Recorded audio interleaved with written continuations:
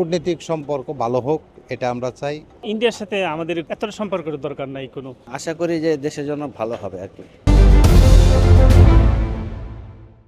আমাদের প্রতিবেশী রাষ্ট্রের সাথে আমাদের সুসম্পর্ক ভালো হোক, দেশ আগায় যাক, এটা আমরা চাচ্ছি। বৈঠকটাকে আমরা রাজনৈতিকভাবে দেখি না, আমরা সুসম্পর্ক যাতে ভালো হয় এটা চাচ্ছি আমরা।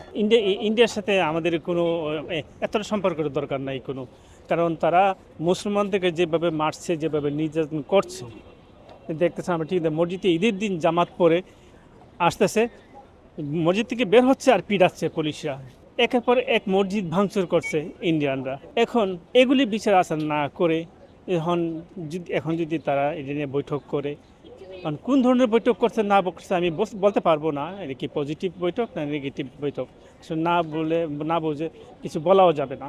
আমি মনে করি এভাবে মুসলিমদের উপর নির্যাতন করছে, এইটাকে একটা সুরক্ষার ব্যবস্থা করা হোক, মুসলিমদেরকে বাঁচানো হোক, মুসলিমদের মসজিদগুলোকে বাঁচানো হোক।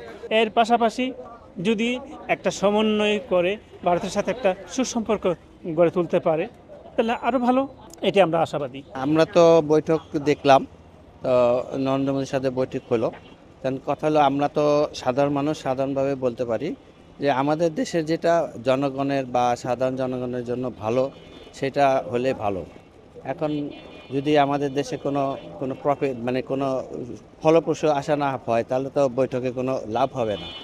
তারপরও দেশের রাজনৈতিক পরিস্থিতির প্রেক্ষাপটে এখন যেহেতু অনির্বাচিত সরকার আছে, তা আমরা সবসময় কোন সরকার থাকলো কে থাকলো সেটা আমার দেখার বিষয় না। আমি দেখব আমি এবং আমাদের দেশের জনগণ যদি ভালো থাকে, ঠিক থাকে, আমরা জিনিসপত্র তারপরে প্রয়োজনীয় দ্রব্যমূল্য যেগুলো আছে এগুলো যদি ঠিক মতো দ্রব্যমূল্য নিয়ন্ত্রণ, সন্ত্রাস, চাঁদাবাজি এগুলো যদি না থাকে, দেশ ভালো মতো চলে, সেটাই আমার কাম্য বা এইটাই আমরা ভালো মনে করি। কোন দল আসলো গেল, কে ক্ষমতায় আসলো না আসলো, সেটা আমার মাথা ব্যথা না।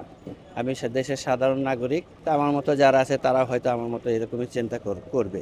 বৈঠকটা যেহেতু ভারতের সাথে হয়েছে, আর এখন আশা করি যে দেশের জন্য ভালো হবে আর কি।